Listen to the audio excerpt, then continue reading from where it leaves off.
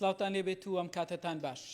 سبەینێ 41 ساڵ تێپەڕ دەبێت بەسەر جینۆسایدی ئەنفالکراوە بارزانیەکان. دیارە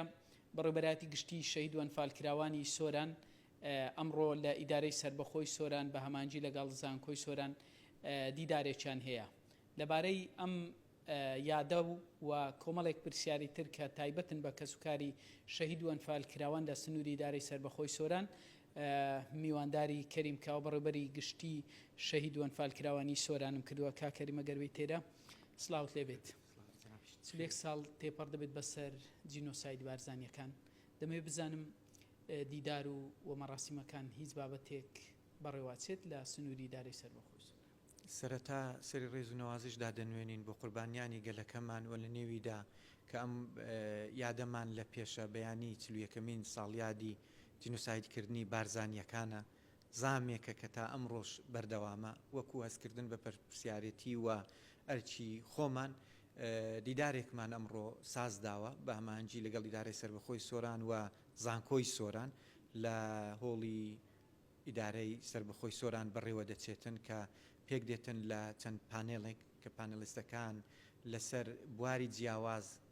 قسە دەکەن لە سەر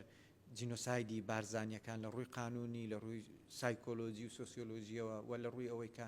حکوومەتی هەرێمی کوردستان چۆن بە ڕۆڵی خۆی هەستاوە کە بتوانێتن بەرگری لە مافەکانیان بکات و نکۆڵی کردن و خۆدزینەوەی حکوومەتی عێراقی لە بەرپرسیارەتە دەستوری و قانونیەکانی خۆی لە بەرامبەر ئەم توێژانەدا و هەروەها چەند شاید حاڵێکمان هەیە کە لە نێو ئەو شاڵاوەی جیران و بردننی ئەم ئەنفالکراوانەدا شاهد بوونە لەوێدا دەیجێڕنەوە کە چۆن لەو کاتەدا چیان بینیوە ژیانیان چۆن گوزەراوە دەمانەوێت لە دەمی خۆیانەوە خانەوادەکانیان ئەوانەی کە شاید حاڵ بوونە لەوسا بۆ خەڵک باسی بکەن و چەند بڕگەیەکی هوەریش لە خۆ دەگرێتن کە هەر تایبەتە بە جینۆسایدکردنی بارزانیەکان لێرە لە سۆران بەڕێوە دەچێت. باشە کاکەریم 41 ساڵ تێپەڕ دەبێت بەڵام تا ئێستا هەم برینەکە ساڕێژ نەبووە هەمیش کەسوکاری ئەنفالکراوان قەرەبوو نەکراونەتەوە. هەوڵەکانی وەزارەتی شەهید و ئەنفالکراوان چی بۆ لەم بارەوە؟ وەک جەنابەت ئاماژەت پێکرد برینەکان ساڕێژ نەبوونە. برینێکی ئەوەندە قوڵە کە لەوانەیە ساڕێژبوونیشی زەحمەتە لە ئاستی ئەم نەهامەتەی کە بەسەر گەلی کووردا هاتووە ئەنفال کراوە جینۆساید کراوە کە ئێمە ئێستا لە نێو یادکردنەوەی یەکێک لە ئەو تاوانە گەورانانەی کە جینۆسایدی بارزانیەکان لەسەر دەستی ڕژێمی پێشوو ڕژێمی بەعس بەداخەوە لە دوای نەمانی ڕژێمی بەعسیش دەوڵەتی عێراق کە میرات بەپێی دەستور دەوڵەتی نوێ میراتگری دەوڵەتی پێشووە ئەرکو بەرپرسیارەتەکان دەگوازرێتەوە سەر دەوڵەتی نوێ لە دەستوریشدا ئاماژە پێدەکاتن کە دەوڵەتی عێراق بەرپرسیارەتی قەرەبووکردنەوە و ڕەخسانەوەی ژیان و هەموو ئەو شتانەی دەکەوێتە ئەستۆ کە ڕژێمی پێشوو ئەنجامی داوە بەرامبەر بە خەڵێک بەرامبەر بە نەتەوەیەک لە نێو عێراقدا یا هەر کەسێکی تر کەواتە ئەو بەرپرسیارەتە دواتر هاتین لە ڕێگەی یاسا دادگا کەیسەکان سەلمێنراوە یەکلا بۆتەوە کەیسی جینۆسایدی بارزانیەکان کەیسی ئەنفالی گەرمیان کەیسی با بڵێن ئەنفالی فەیلیەکان کەیسی چیمیابارانی هەڵەبجە هەموو ئەمانە دادگا یەکلای کردوتەوە کە ئەمانە جینۆسایدن و بەرپرسیارەتی حکوومەتی عێراق دەوڵەتی عێراقەکە بەرپرسیارەتەکانی خۆی ئەنجامدات. دواتر پەرلەمانی عێراق ئەنجومەن نوێنەرانی عێراق با بڵێن قرارێکی دەرکردووە کە ئەمانە کەیسی جینۆسایدن پێویستە دەوڵەت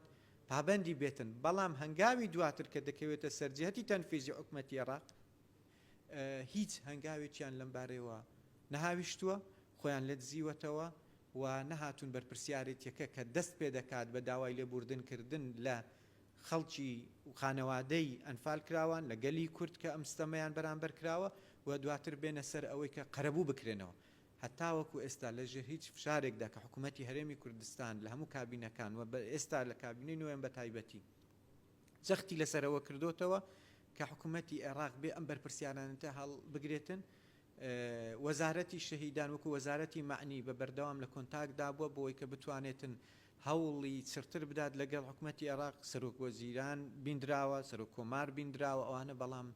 هەتاوەکو بە ئەمڕۆ هیچ هەنگاوێکیان بەو ئاراستەیە نەهاویشتووە کە بتوانن بێن وەکو ئەرکی و بەرپرسیارەتی خۆیان قەرەبووی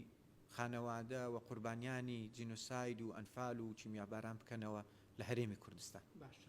بەگشتی کابینەی نوێم لە چەند ساڵی ڕابردوو چەند گرنگی و خزمەتگوزاری پێشکەش بە کەسوکاری شەهیدان و ئەنفال کراوان کرد. خزمەتگوزاریەکان هەندێک خزمەتگوزاری جێگیرمان هەیە بەردەوامە وەکو تەندروستی وەکو پەروەردە وەکو موچە و خزمەتگوزاری کۆمەڵایەتی یا بەش و خزمەتگوزاری جیاجیامان هەیە هەندێکیان بەداخەوە کە وەکو هەموو هاوڵاتیان شاهدیەوەن ئەو قەیرانە دارایی دووچاری حکوومەت یاریمی کوردستان بووەوە ڕاگیراون چونکە ئەولەویەتی کاروباری حکوومەت ئێستا بۆ بژێوی ژیانی خەڵکە لە نێویشیاندا خانەوادەی شەهیدان و ئەنفالکراوان بە هەمان شێوەکە موچەیە لە نێو موچەشدا ئەولەویەت دراوە بە کەسوکاری شەهیدان و ئەنفالکراوان ئەگەر سەیری لیستی موچە بکەن یەکەم چین کە موچە وەرەگرێتن خانەوادەی شەهیدان و ئەنفالکراوانن بۆیە لەوانەیە هەندێک خزمەتگوزاری بە کاتی ڕاگیرابن بەڵام پەروەردە